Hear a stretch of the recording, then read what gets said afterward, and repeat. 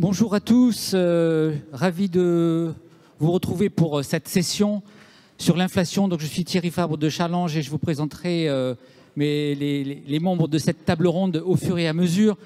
Juste quelques minutes pour vous planter le décor de ce sujet. J'ai la chance de l'animer, j'ai la chance de m'occuper du sujet dont tout le monde parle en ce moment. C'est assez extraordinaire de voir comment l'inflation a fait un retour dans l'actualité, dans la vie des gens, dans les travaux des économistes, alors qu'on l'avait oublié depuis les années 80. Et on est un peu en état de sidération avec ce retour de l'inflation. J'aimerais juste vous rappeler 2-3 chiffres pour poser le sujet. En France, où c'est devenu le thème de la campagne électorale avec le pouvoir d'achat, on a un taux d'inflation de 4,8% sur un an. Alors vous allez me dire, c'est beaucoup.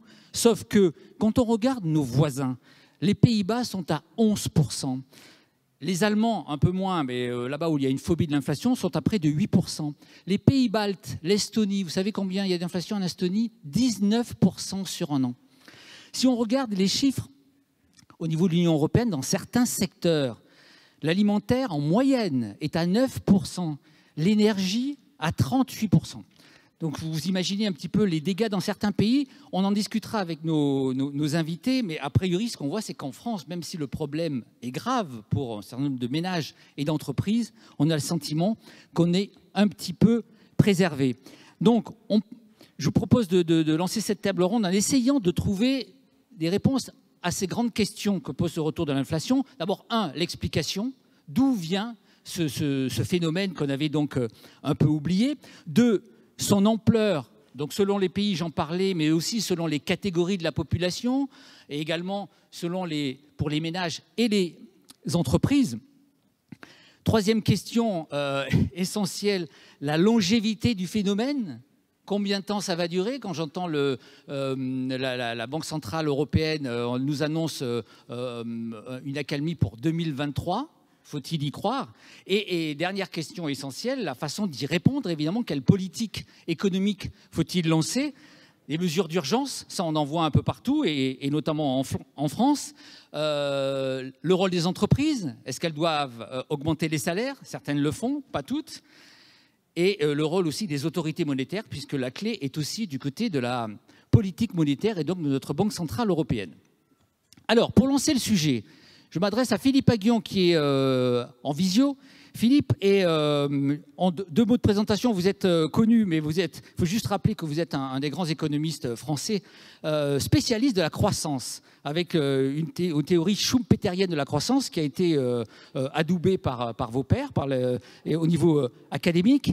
Et donc, je vous propose de planter un petit peu le décor, Philippe, et notamment de nous expliquer l'impact de ce retour de l'inflation justement sur la croissance, parce qu'on voit bien que les dernières prévisions de la Commission européenne montrent qu'il y a déjà un impact assez important sur l'activité économique. Donc Philippe, c'est à vous. Oui, bon, merci beaucoup Thierry de m'avoir invité. Merci aux organisateurs de m'avoir invité à cette conférence. Effectivement, l'inflation, si l'inflation résulte, là j'ai un écho de ma propre voix, je ne sais pas peut-être que je ne devrais pas, mais si c'est évident que l'inflation, le problème c'est que l'inflation va conduire à des hausses de taux d'intérêt et que les hausses de taux d'intérêt en général ont un effet négatif sur la croissance. Donc ça c'est évident qu'il y a cet impact potentiel.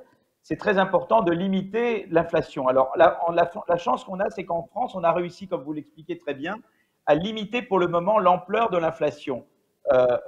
On a pu le faire parce que d'abord on a une dépendance plus faible aux énergies fossiles grâce au nucléaire. Donc le nucléaire nous a beaucoup aidé, on est beaucoup moins dépendant que les Allemands ou d'autres aux énergies fossiles dont les prix ont beaucoup augmenté. Donc ça nous a permis de limiter parce que essentiellement pour les deux tiers, l'inflation est expliquée par l'énergie et l'alimentation. Donc l'énergie, nous on a pu limiter en partie parce qu'on a c'est le fait qu'on a le parc nucléaire, et puis aussi parce qu'on a mis en place un bouclier tarifaire sur le gaz et l'électricité, sans lequel nous aurions plus de 7% d'inflation. Là, on est en dessous de 5%. Et également parce que pour le moment, nous avons réussi à éviter la spirale prix-salaire. Parce que vous savez, les raisons de l'inflation, c'est qu'est-ce qui s'est passé? En partie, la sortie du Covid, il y a eu de l'épargne accumulée, et donc une demande tout d'un coup qui s'exprime, mais l'offre ne suit pas. Et donc, quand l'offre ne suit pas la demande, évidemment, ça pousse les prix vers le haut. Ensuite, il y a eu évidemment la crise ukrainienne qui a augmenté le prix de l'énergie encore plus. Donc, si vous voulez, c'est des chocs sur l'alimentation et sur l'énergie. Pour le moment, on a réussi en France à éviter la spirale prix-salaire. Et le plus important, c'est d'essayer de la repousser le plus tard possible. Et comment le gouvernement s'y prend, et je pense qu'il s'y prend très bien, pour essayer de retarder au maximum la spirale prix-salaire en France, c'est par le bouclier tarifaire, c'est par protéger les revenus les plus vulnérables avec l'indexation du SMIC, l'indexation des minima sociaux sur l'inflation, et voilà, et pour le moment, et des primes, et le versement de primes aux salariés. Et donc, c'est ça qu'ils vont essayer de faire. On va verser des primes aux salariés pour passer l'année 2022 avec des clauses de revoyure sur les négociations de branche pour après. Parce qu'effectivement, à un moment donné, il va y avoir une grosse demande pour des augmentations de salaire qui vont se négocier au niveau des branches. L'idée, c'est de retarder ça le plus possible et de recourir aux primes et d'un côté et au bouclier tarifaire de l'autre, au moins pour passer l'année 2022 et de revoir en 2023. Et si on arrive à éviter la spirale prix-salaire en France d'ici 2023, alors là, on aura réalisé quelque chose de très important. Parce qu'aux États-Unis ou dans d'autres pays, je crois que la spirale est déjà à l'œuvre. Nous, on va essayer de l'éviter. Maintenant, à plus long terme, évidemment, ce qu'il faut, c'est relancer l'offre. Donc, il ne faut surtout pas que l'inflation nous amène à renoncer à des investissements qui vont pousser l'offre. Et vous savez que le gouvernement a des programmes d'investissement massif dans la transition énergétique et dans la réindustrialisation. Il ne faut surtout pas qu'on renonce à la transition énergétique et à la réindustrialisation par l'innovation à cause de l'inflation. Ça, c'est une grave erreur parce que là, alors on porterait atteinte à nos capacités d'offre à long terme. Or, on veut qu'à long terme, l'offre augmente pour que justement les prix baissent. Voilà, donc un petit peu le dilemme dans lequel on est. Merci beaucoup, Philippe. Donc, je retiens de ce propos que c'est un phénomène qui semble donc conjoncturel et que donc on peut espérer le juguler assez rapidement si on suit vos préceptes. Alors, je me tourne à distance aussi vers Yves Perrier. Donc, je rappelle, Yves Perrier, vous êtes président du conseil d'administration d'Amundi, et je rappelle aussi qu'Amundi, c'est le premier gestionnaire d'actifs européen, et que donc l'inflation, vous la voyez, vous, notamment dans l'inflation des prix des actifs. Mais là-dessus, moi, je rebondis sur l'interview que vous avez donnée à Challenge, M. Perrier, et dans laquelle vous dites clairement il faut augmenter les salaires. On ne peut pas laisser comme ça des salariés avec 5 ou 6% de hausse des prix et des salaires qui ne suivent pas. Quand vous écoutez Philippe Aghion qui met en garde contre la spirale prix-salaire, ça vous évoque quoi ?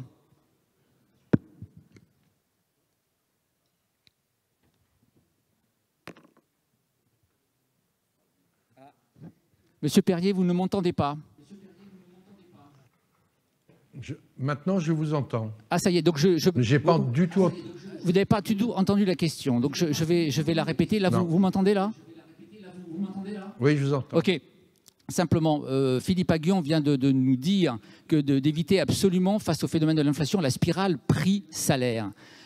Dans l'interview que vous avez donnée à Challenge, vous avez justement vous mis en garde en disant il faut augmenter les salaires, on ne peut pas accepter que des salariés subissent une perte aussi forte de pouvoir d'achat. Quand vous entendez ce discours d'économiste sur cette spirale prix-salaire, qu'est-ce que ça vous évoque ? Tout d'abord, je partage beaucoup de choses qui ont été dites sur les causes de l'inflation. J'en rajoute une, je pense que c'est quelque chose de structurel et durable. Parce qu'en effet, les causes actuelles, c'est bien sûr le prix de l'énergie, le déséquilibre offre-demande post-crise du Covid.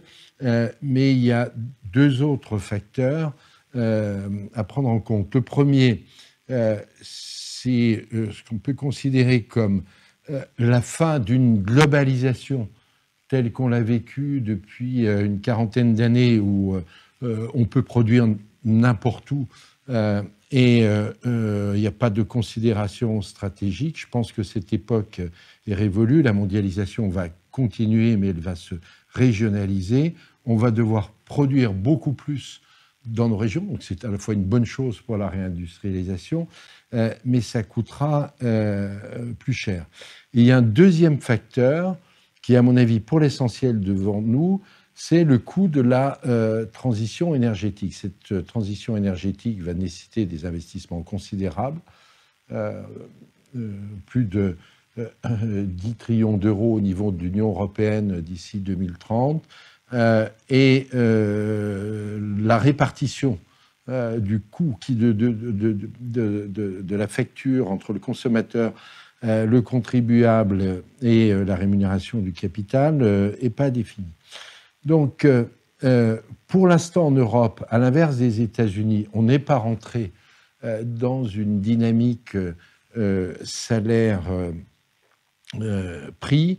Il faut la retarder, mais en même temps, je pense qu'il faut la retarder de manière différenciée. Comme j'ai dit, il faut savoir augmenter les salaires. Je pensais en effet, ou le revenu réel des plus modestes. Parce que l'inflation n'affecte pas tout le monde de la même façon. Selon que vous consommiez la totalité de vos revenus ou que vous en épargnez une grande part, vous n'avez pas le même ressenti d'inflation. Donc il faut des politiques salariales, des politiques de revenus qui soient très différenciées selon les catégories.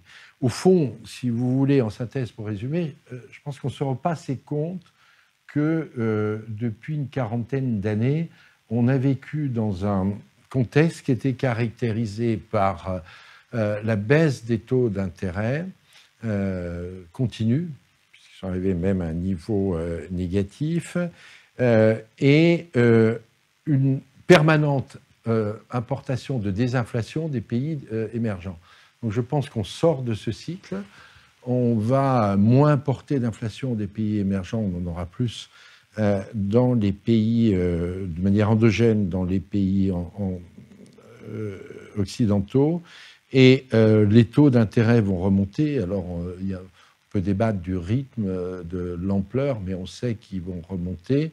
Ce qui veut dire qu'on aura peut-être, à contrario, moins d'inflation des actifs qu'on a eu dans la période récente. Parce que quand on mesure l'inflation, je pense qu'il faut bien distinguer celle des biens de consommation et celle des actifs.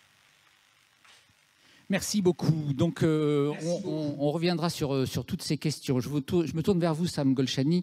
Donc, vous êtes partner au cabinet White & Case. Vous avez une longue carrière dans le conseil en fusion-acquisition, private equity. Et sur le sujet, dans l'interview aussi que vous avez vous aussi donné à Challenge, vous critiquez la politique des banques centrales. Donc, est-ce que, si on se pose la question des explications, puisque là on est dans l'explication, est-ce que vous attribuez à la politique monétaire, où on a injecté des centaines de milliards de liquidités, finalement, ce retour de l'inflation? Non, je ne me permettrai pas de critiquer qui que ce soit, et encore moins les banques centrales, n'étant qu'un avocat. Mais c'est une question que je pose, et d'ailleurs je crois qu'autour de cette table virtuelle, on a des experts qui pourront peut-être répondre, et on n'en a pas parlé encore. C'est est-ce que cette politique monétaire, qui était peut-être judicieuse du fait de la crise financière qu'on appelle le quantitative easing, est-ce que cette politique n'a pas participé à la création d'un terrain favorable à la résurgence de cette inflation? Je fais d'ailleurs une petite parenthèse. Le titre de cette table ronde, c'est l'inflation, point d'interrogation. La réalité, c'est que c'est le retour de l'inflation. C'est comme ça qu'on devrait l'appeler. Il n'y a pas de point d'interrogation. L'inflation est là, et je pense que les éléments chiffrés que vous avez apportés en introduction de cette table ronde parlent pour elle. Donc la vraie question, c'est est-ce que il est patent aujourd'hui, et on voit que les banques centrales, et notamment aux États-Unis, la Fed a commencé à le faire, est-ce qu'on ne va pas vers une nécessité de restreindre l'accès à cette manne monétaire, et que donc ça ne va pas entraîner un certain nombre de conséquences qui sont la hausse des taux d'inflation, des taux d'intérêt, et donc évidemment une pression plus importante sur les entreprises qui sont endettées, et ce qui peut aussi amener un certain nombre d'ajustements, de restructurations financières dans les années à venir. Et on voit d'ailleurs, et je vais peut-être faire deux autres petits commentaires, on voit bien que l'inflation touche beaucoup de choses. Là, on a parlé très rapidement du coût, du renchérissement du coût de l'argent. Mais il y a aussi le sujet qui a été évoqué par mes collègues, qui sont la nécessité aujourd'hui d'avoir une vraie réflexion stratégique sur la souveraineté. et que cette souveraineté, qu'elle soit dans le domaine de l'énergie ou dans le domaine de l'industrie via la réindustrialisation, eh bien, ce sont des éléments qui permettent d'atténuer ou de limiter l'impact de l'inflation. On a parlé également de l'augmentation du revenu réel des salariés. Et effectivement, on peut se poser la question est-ce qu'on n'est pas à un moment où il faut partager plus et mieux avec l'ensemble des, ce qu'on appelle dans le jargon anglo-saxon, des stakeholders autour de l'entreprise, et que donc on n'a pas un intérêt aujourd'hui à réfléchir et remettre les choses à plat pour permettre aux salariés d'accéder plus facilement et avec moins de frottement fiscal au capital des sociétés et donc de participer à cette création de richesse et aussi d'en profiter, ce qui est un autre moyen, à mon humble avis, d'atténuer les effets de l'inflation. Merci beaucoup. Alors, on va faire tourner les questions, justement, il y a beaucoup de thèmes à décrypter. Philippe Aghion, par rapport à ce que vous avez dit, éviter la spirale prix-salaire. On comprend bien l'argument macroéconomique, mais faut-il alors accepter une perte massive de pouvoir d'achat ? Comment faire, justement, par rapport à ce qui se passe, à l'impact direct pour les ménages et les entreprises ? Oui, alors là, je vais tout à fait dans le sens de ce qu'a dit disent mes interlocuteurs, c'est-à-dire qu'effectivement, il faut protéger les plus vulnérables, donc indexer les pensions, les minima sociaux, les primes, verser les primes aux salariés, notamment aux salariés qui touchent au bas de l'échelle, totalement, évidemment, les protéger. D'accord ? Donc, c'est vraiment faire pour ces catégories-là du quoi qu'il en coûte, véritablement. Donc, ça, je suis totalement pour les protéger. Et l'idée, c'est d'aller avec prime et d'indexation jusqu'à ce qu'on ne puisse plus faire autrement que de laisser les négociations salariales s'opérer. Et à ce moment-là, ce sera les négociations par branche.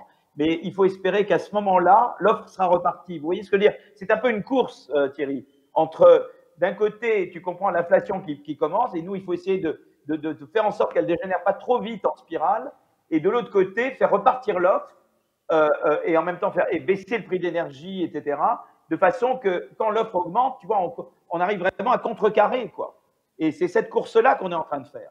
Donc, il faut faire ces mesures tu vois, de primes et d'indexation et de bouclier tarifaire, et en même temps avoir une politique très audacieuse d'offres, de réindustrialisation, de transition énergétique accélérée, etc., quoi, de PR, de nucléaire, etc. Parce que c'est par l'offre, c'est en faisant repartir l'offre qu'on fera baisser les prix à terme. Et donc, je crois qu'on doit, tu vois, c'est un peu cette course-là qu'on doit gérer. Et pour ça, ça veut dire qu'on va vraiment se voir s'endetter à court terme.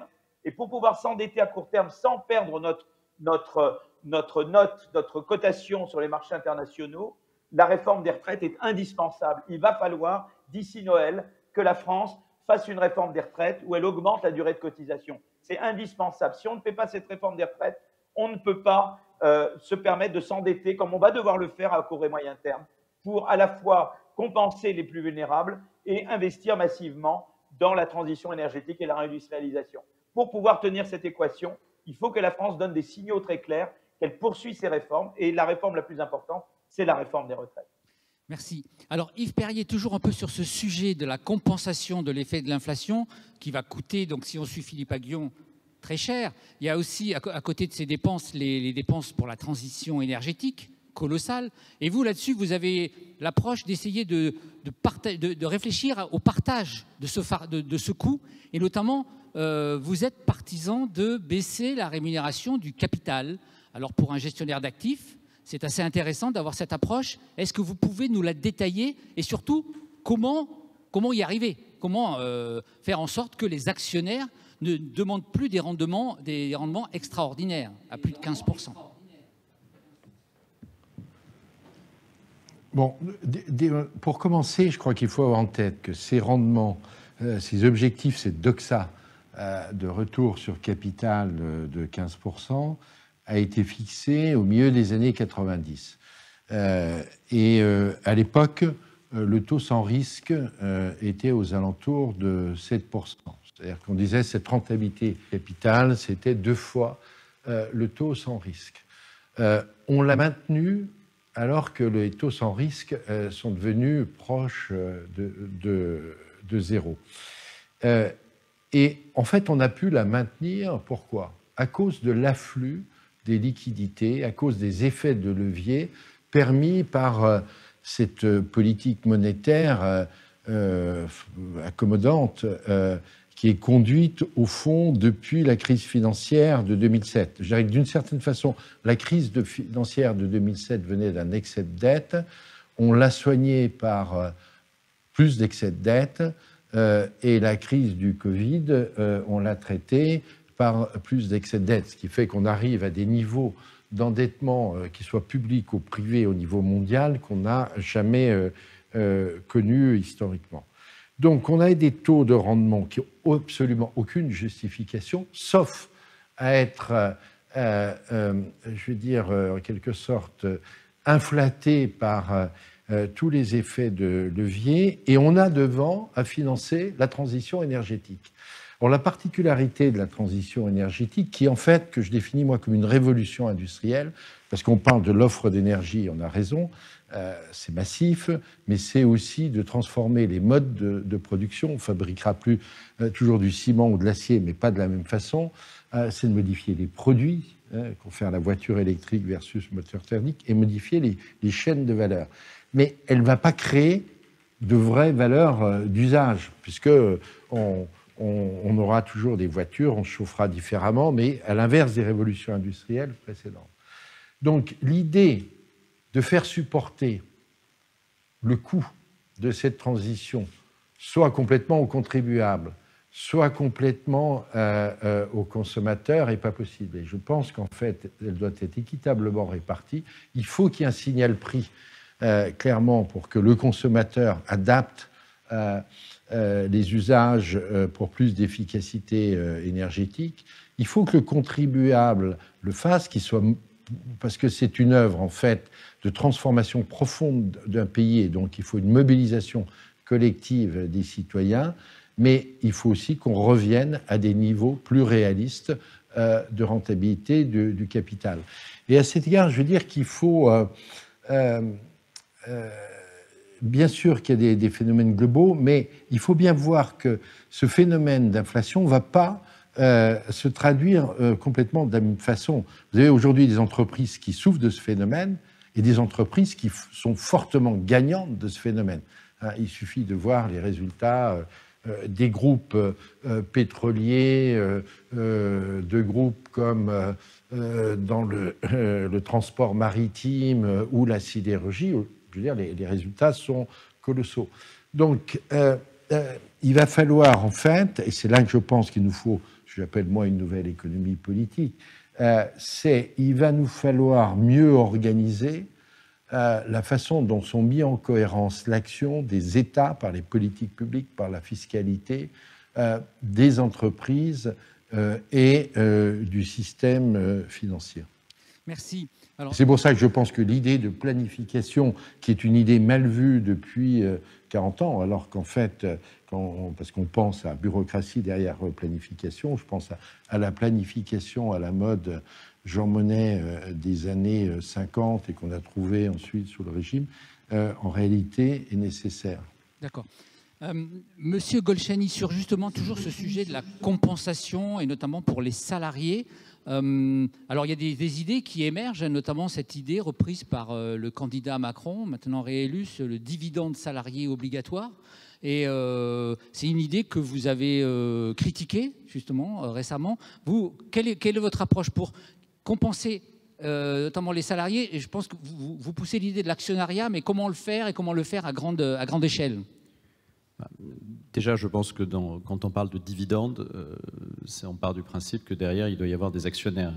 On ne peut pas verser les dividendes sans que les salariés soient actionnaires. Donc la vraie question, c'est comment permettre l'émergence d'un actionnariat salarié au-delà de quelques grandes sociétés cotées et de manière plus générale. Et donc ça passe évidemment par le fait qu'on va devoir limiter la taxation de ces instruments entre les mains des salariés, avec ce côté toujours un peu schizophrène de l'État qui veut d'un côté pousser les salariés à devenir actionnaires et de l'autre a peur qu'on essaye par ce moyen-là d'échapper à l'impôt par tout moyen. Donc il faut que l'État, et autant je suis rétif à l'intervention de l'État dans l'économie, autant je comprends tout à fait cette notion et cette nécessité de planification à long terme, et qui est rendue nécessaire par la révolution technologique qu'on est en train de vivre et la transition énergétique.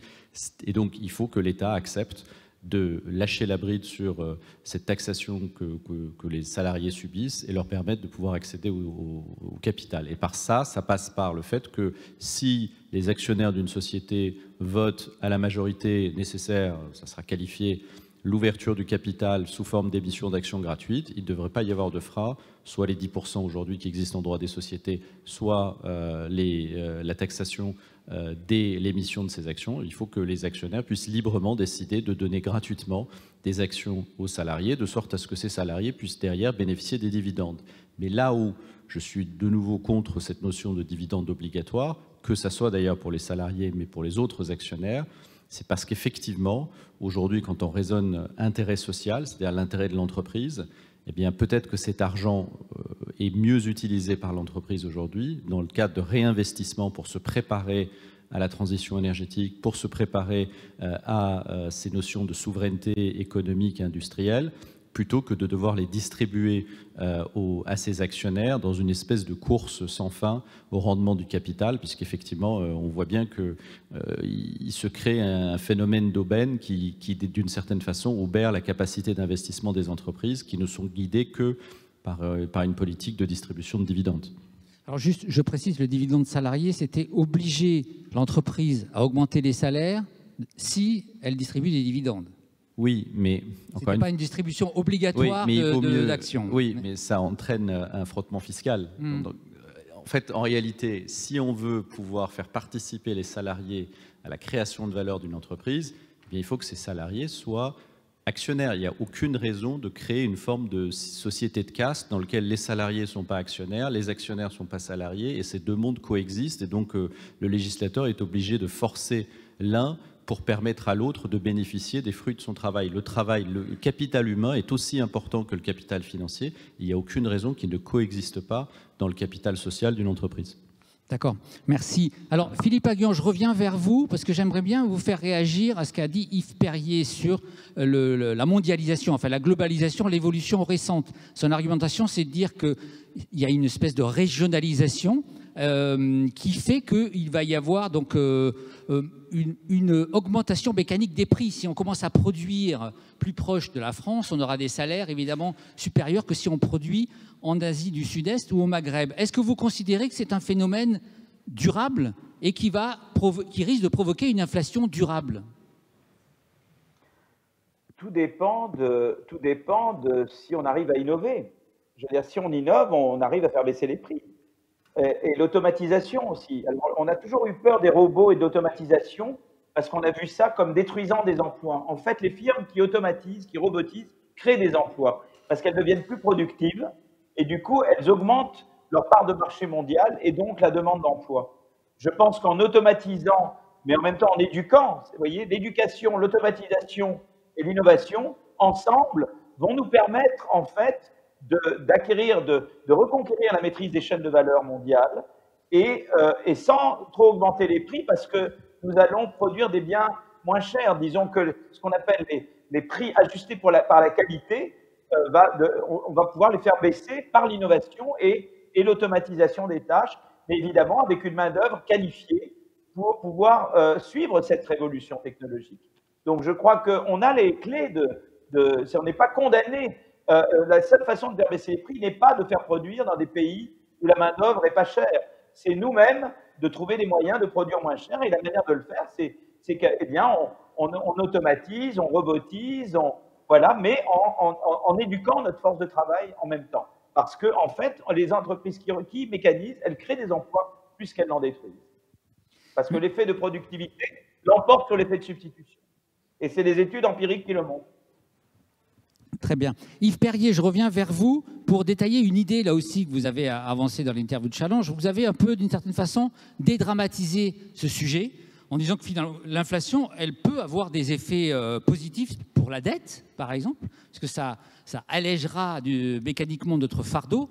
Et si on regarde cette régionalisation dont vous avez parlé, ben évidemment, ça fera plus d'emplois, parce qu'on sait très bien que des centaines de milliers d'emplois industriels ont été perdus à cause de l'accélération de la mondialisation. Alors, est-ce que vous pouvez détailler un peu cette version positive de l'inflation ? Je redis ce que j'ai dit au début. Je pense que pour moi, plus d'inflation, on peut débattre du taux, c'est une certitude. Donc la vraie question, c'est est-ce qu'on aura plus de croissance ? C'est ça, en fait, le sujet. Et pour avoir plus de croissance, il faudra plusieurs choses. Il faut en effet une politique de l'offre, d'investissement, parce qu'on ne va pas réindustrialiser du jour au lendemain. Il ne s'agit pas de croire qu'on va pouvoir tout réindustrialiser, mais il faut une politique d'investissement massive, pas simplement en capital physique, mais en capital humain, pour nourrir cette question d'innovation. Mais en même temps, il faut prendre garde à avoir aussi une demande. C'est-à-dire que si on organisait massivement la baisse du pouvoir d'achat réel, je veux dire en finalement tenant complètement les salaires versus l'inflation, on pourrait très bien se trouver dans un contexte où on est de l'inflation, mais pas de croissance. D'autant plus qu'il ne faut pas surestimer ce que peut faire la politique monétaire par rapport à l'inflation que nous connaissons aujourd'hui. Quel que soit le niveau des taux d'intérêt, ça ne changera rien au coût de la transition énergétique. Si telle ou telle matière, pour des raisons géopolitiques, coûte plus cher, on peut augmenter les taux d'intérêt, ça ne changera rien. Et je pense qu'en fait, là, on bute sur un problème de la politique monétaire, c'est que la politique monétaire qui a été faite depuis le Whatever It Takes, en fait, de Mario Draghi, mais on peut dire quasiment depuis 2007, a consisté à déverser des liquidités sans se préoccuper, en fait, de la destination de ces liquidités. Or, en fait, ces liquidités, elles ont largement contribué aux augmentations de valorisation, voire à certaines bulles, mais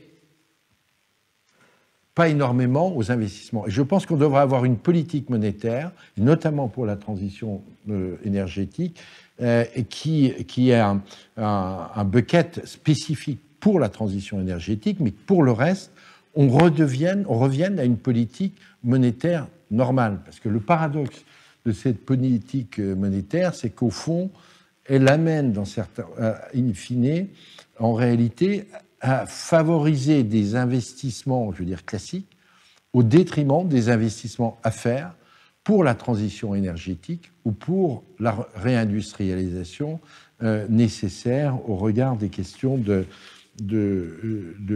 souveraineté. Et donc, en fait, c'est là que le concept de planification paraît nécessaire. Pourquoi il faut de la planification ? Parce que avant, on considérait qu'on vivait dans un monde de marché global sans contraintes. Mais maintenant, en fait, les contraintes sont devenues réelles. Contraintes de souveraineté, contraintes de compétitivité et d'impact social, contraintes de réindustrialisation, et ça nécessite un alignement des acteurs. Et là encore, je dis cet alignement, pour moi, c'est de la co-construction, c'est pas de la bureaucratie où on explique comment, dans chaque usine, on doit visser les boulons. Merci. Alors, Philippe, je reviens vers vous sur ce qu'a évoqué Yves Perrier sur les banques centrales. Ça paraît fondamental. Il y a eu une interview récente dans Challenge d'économistes qui précisent qui mettent en garde contre la surréaction des banques centrales lors des précédents pics d'inflation, qui risquent de nous plonger dans une récession. Que doivent faire les banques centrales aujourd'hui ? Est-ce qu'elles doivent quand même freiner pour quand même limiter cet impact inflationniste, ou est-ce qu'elles doivent rester à peu près dans le même type de politique et surtout éviter ce qui a été fait par le passé, d'une forte hausse des taux ?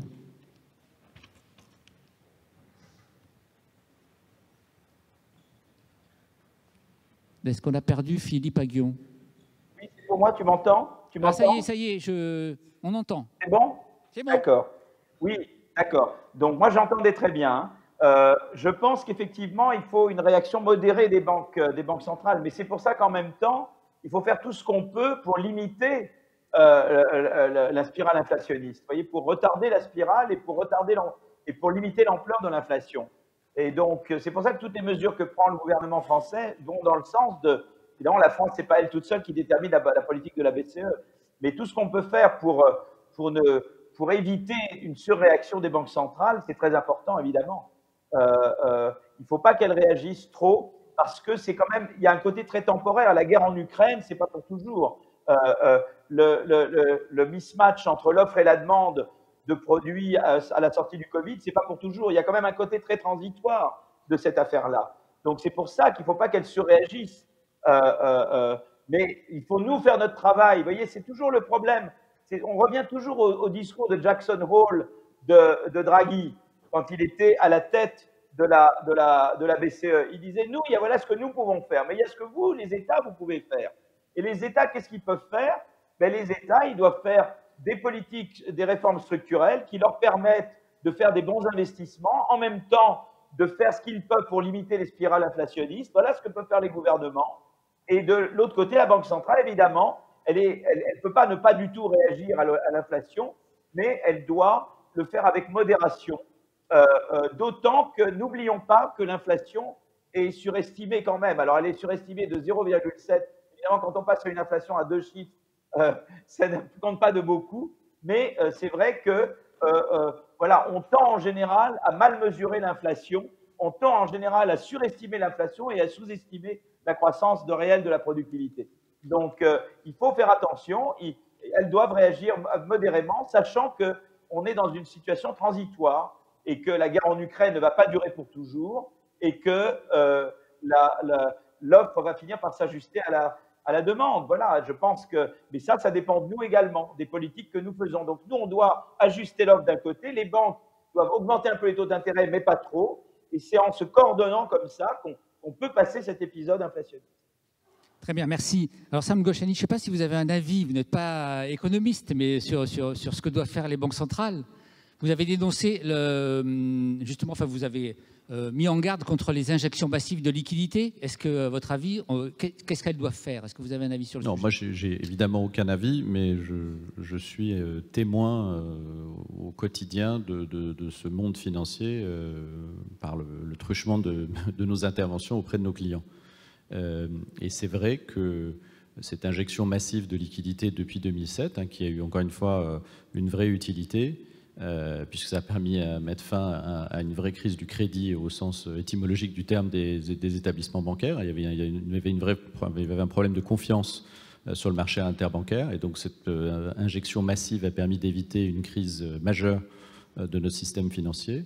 Mais depuis, les banques centrales n'ont rien fait, ont laissé les liquidités continuer à être injectées dans le système. Donc effectivement, peut-être qu'il faut revenir à une vision peut-être un peu plus orthodoxe des taux d'intérêt par les banques centrales, ce qui va amener… Excusez-moi, je vous coupe. Oui. Ils nous ont quand même sauvé la crise du Covid. Sans l'intervention massive des banques centrales, qu'est-ce qui serait passé? Non, mais les banques centrales étaient déjà massivement intervenues depuis 2007, donc il ne s'est rien passé de plus.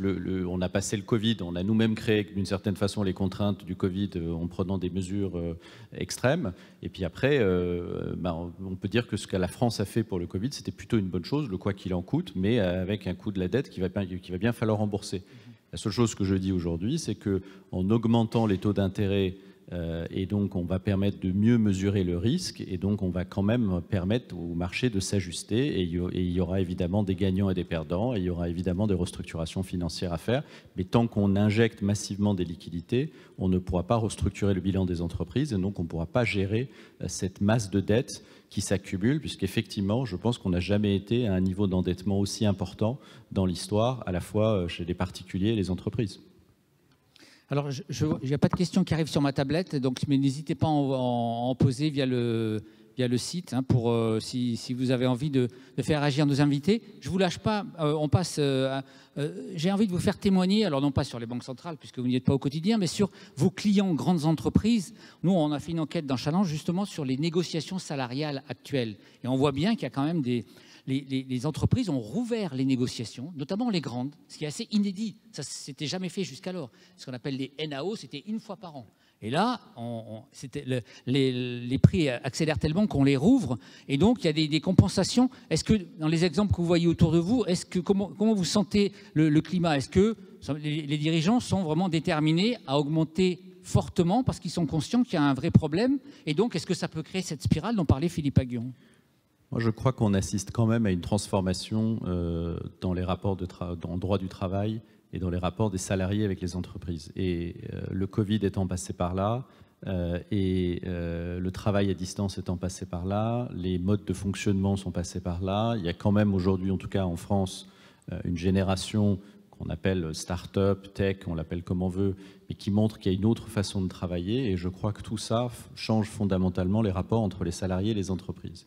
Et donc, qu'un certain nombre de chefs d'entreprise se sont rendus compte, et heureusement, que le capital humain ne pouvait pas être le laissé pour compte du partage de richesses dans une société capitaliste, moi ça me paraît sain, et que donc c'est ça qui justifie, je crois, la réouverture de ces négociations, parce qu'on ne peut pas laisser les salariés comme étant les seuls qui ne profitent pas de cette création, puisque je reprends ce qui a été dit, une injection massive de liquidités sur le système, sans destination, qui est allé pas mal dans le prix des actifs financiers et donc dans le rendement des actions, eh bien, il faudrait qu'une partie de cet argent aille aussi chez les particuliers. Et donc ceux qui ont choisi d'être salariés, il n'y a aucune raison qu'ils ne profitent pas de la création de valeur. Donc non, on voit bien, nous, chez nos clients, qu'il y a une vraie réflexion de fond sur comment associer les salariés à cette création de valeur. Et ça passe par l'augmentation des salaires, mais pas que. Ok. Alors, Philippe Aghion, moi je passe à un autre sujet qui concerne les économistes. On est quand même dans une université et j'ai envie de poser la question sur les économistes et l'inflation. Est-ce que finalement ils n'ont pas oublié le problème? Parce que j'ai souvenir, moi, d'une alerte lancée par Olivier Blanchard il y a déjà un an et demi, et il était un petit peu seul à dire attention, il peut y avoir une spirale, ça peut nous rappeler les années 70. C'était bien avant le choc inflationniste qu'on connaît actuellement. Est-ce qu'on ne peut pas dire que les économistes ont sous-estimé ce phénomène? Écoutez, je pense que l'inflation que nous connaissons maintenant, elle est due à des facteurs qu'on ne pouvait pas prévoir il y a quelques années. Je veux dire, le Covid, on pouvait pas, enfin la Covid, on dit das Covid, je sais pas comment on pouvait pas prévoir la pandémie et ni la guerre en Ukraine. Et donc, comme très largement cette inflation, enfin, est due à ces phénomènes-là, c'était pas évidemment qu'on pouvait pas le prévoir. On ne pouvait pas dire que la pandémie arrivera à tel moment. Et donc je pense qu'on a fait ce qu'il fallait et on a eu raison d'avoir des politiques monétaires qui soient, disons, accommodants. Et ça veut dire qu'effectivement, dans la mesure où les banques centrales ne pourront plus faire autant de quantity easing, il va falloir reprendre la politique budgétaire des États. Et là, c'est tout le débat en Europe sur Maastricht. Il va falloir repenser Maastricht. Avant, on avait une politique où on mettait toutes les dépenses sur le même plan et on dit on dépasse pas, le déficit ne doit pas dépasser 3% du PIB. Je pense que cette interprétation-là de Maastricht est dépassée. Je pense qu'il faut distinguer entre les dépenses de fonctionnement, les dépenses récurrentes, notamment celles occasionnées par les déficits structurels des régimes de retraite, et des dépenses d'investissement dans la croissance et dans l'environnement. Et il va falloir maintenant faire ce qu'a fait Mario Draghi. Mario Draghi, qu'est-ce qu'il a fait en Italie? Il a promis d'approfondir la réforme de l'État en Italie, mais en échange, il a obtenu le feu vert des institutions européennes pour investir dans l'éducation, dans la transition énergétique, dans la recherche, etc. Eh bien, on doit nous faire pareil. Et je crois que la chance que nous avons, c'est que l'Allemagne elle-même doit investir. L'Allemagne a pris conscience qu'elle doit accélérer sa transition énergétique pour se libérer de la dépendance au gaz russe. Elle a pris conscience qu'elle doit investir dans la défense, dans sa défense. Elle a pris conscience aussi que ses infrastructures sont vétustes et qu'elle doit moderniser ses infrastructures. La grande chance que nous avons, c'est que nous pouvons maintenant nous permettre de nous engager dans cette réinterprétation de Maastricht parce que les Allemands eux-mêmes doivent investir. Et donc, je pense que, mais pour pouvoir faire ça, nous, il faut qu'on donne des gages, qu'on est sérieux. Et être sérieux, c'est faire cette réforme des retraites. Elle est absolument cruciale. Et je pense qu'il ne faut pas sombrer dans une espèce de catastrophisme, dire tout est foutu, etc. Je pense que la politique budgétaire va devoir prendre le relais de la politique monétaire. Et la politique budgétaire, c'est un Maastricht repensé. C'est ce que j'appelle la doctrine Draghi. Mais ça veut dire que nous faisons des réformes structurelles, réforme de l'État, réforme des retraites, et qu'en même temps, on investit dans la réindustrialisation et la transition énergétique. Je crois qu'il faut garder ce cap-là et ne pas en dévier, quoi. Merci. Alors, Yves Perrier, un sujet, on n'a pas parlé dans l'inflation d'un sujet qui préoccupe énormément les Français, c'est l'inflation de l'immobilier et qui existait évidemment avant le choc que l'on connaît aujourd'hui. Est-ce que ce n'est pas la grande inégalité, cette inflation de l'immobilier, puisqu'on voit bien qu'avant ce choc inflationniste, beaucoup de Français avaient déjà le sentiment que le pouvoir d'achat baissait, parce que le prix de l'immobilier faisait que le reste à vivre diminuait. Et on imagine bien qu'avec le choc inflationniste, ça va être un peu plus dur. Est-ce que là-dessus, qu'est-ce que vous préconisez pour essayer d'en finir avec cette inflation du prix des logements ?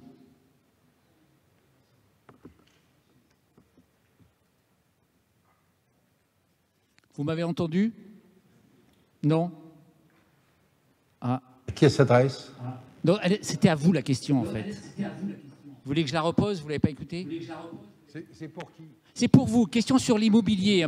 Dans l'inflation, on parle de l'alimentaire, on parle de l'énergie, mais l'immobilier, ça flambe déjà depuis des années. On voit bien l'impact sur les ménages. Qu'est-ce qu'il faut faire ?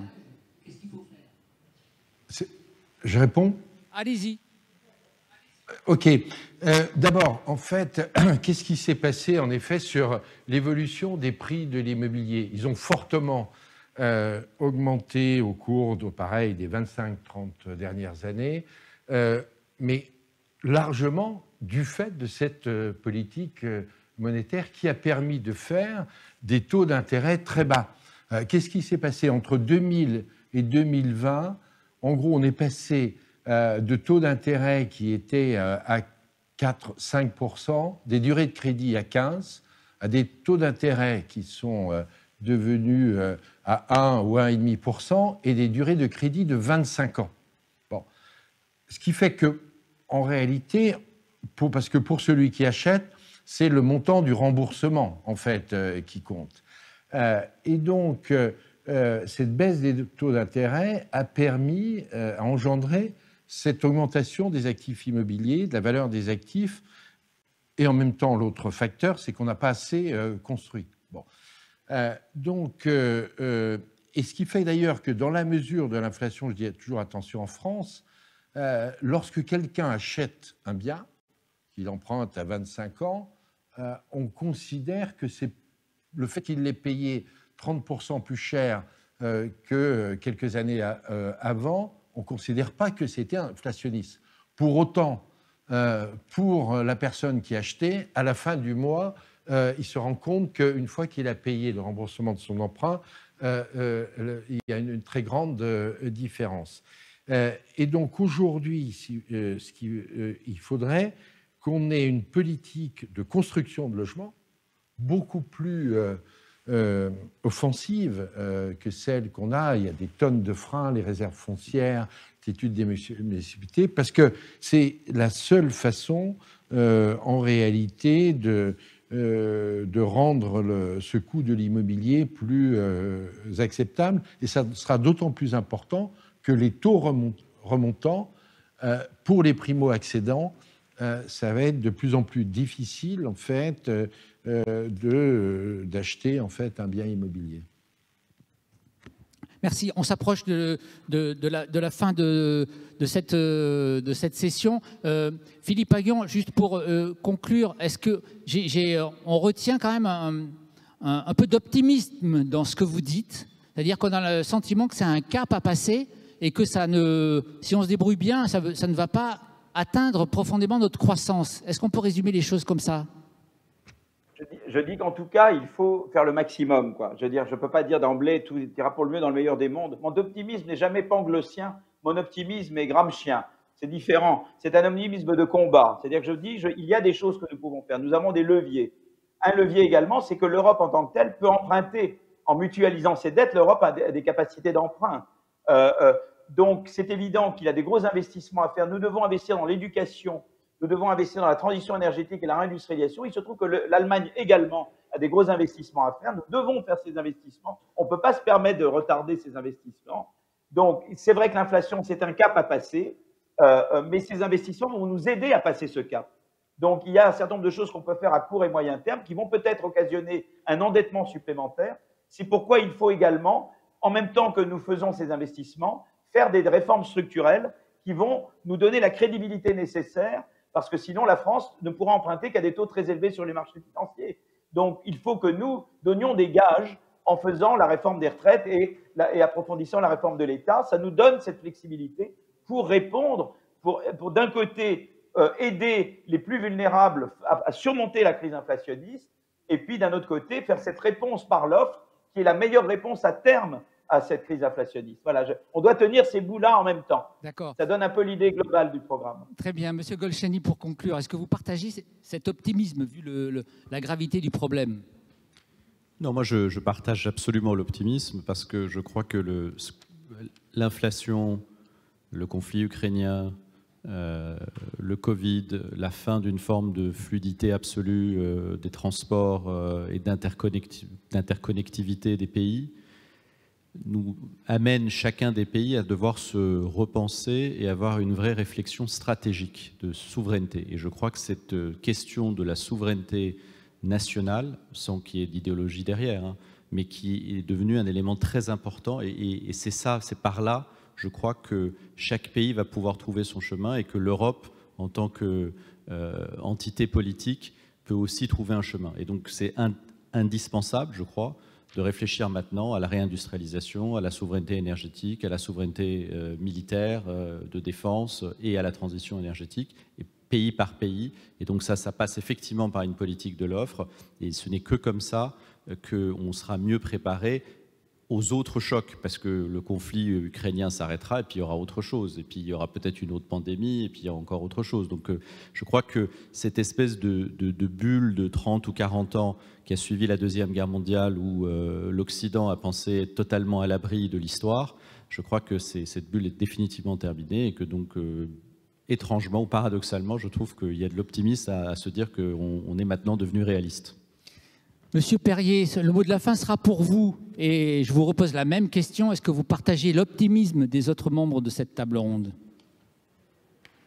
Alors, je suis comme Philippe Haillon, je suis de l'optimisme gramscien, c'est l'optimisme de la volonté. En fait, deux choses. Je pense que on sous-estime l'ampleur des révolutions, de cette révolution industrielle qui est en train de se faire. Alors, cette révolution industrielle, je pense que la France a beaucoup d'atouts. D'abord, grâce à son système énergétique, même si on connaît c'est grâce au nucléaire, même si on connaît en fait un certain nombre de ses défauts, mais qui doivent pouvoir être corrigés. Le deuxième point, c'est que et je rejoins tout à fait ce que vient de dire nos collègues, on ne peut plus séparer économie, vision politique. C'est une stratégie, en fait, pays par pays ou dans l'ensemble européen qu'on doit avoir avec nos forces et faiblesses. Et le dernier point, ça concerne la politique budgétaire. Je viens du monde du Crédit Agricole et le bon sens. Je crois qu'en fait, on vit dans une période où il faut à la fois être économe, les dépenses de l'État, toutes les dépenses bureaucratiques inutiles, et savoir dépenser pour investir, pour être un des pays gagnants à l'issue de ces transformations, parce que toute période de transformation fait des gagnants et fait des perdants. Merci beaucoup et merci à tous les trois donc, pour cette session passionnante. On a regardé beaucoup de sujets, mais je pense que le sujet a avancé. Alors je vais passer la parole à Vincent qui a une annonce importante à vous faire. Oui, parce que nous n'avons pas tout à fait terminé cette journée. Nous avons un cadeau formidable que nous fait TSE pour terminer cette journée. C'est une forme de leçon quasiment inaugurale avec le prix Nobel 2019, Michael Kremer, et qui, pour la première fois, en tout cas en Europe, va tirer avec sa vision les leçons de la pandémie. Et donc, ça va être exactement à 17h30, au moment où on aura le direct avec Chicago. Et vraiment, je sais que c'est la fin de la journée, mais c'est quelque chose qui est, je veux dire, vraiment est au cœur de sauver le bien commun de ce chapitre 2. Et vraiment, écoutez-le ici et parlons-en après. Merci.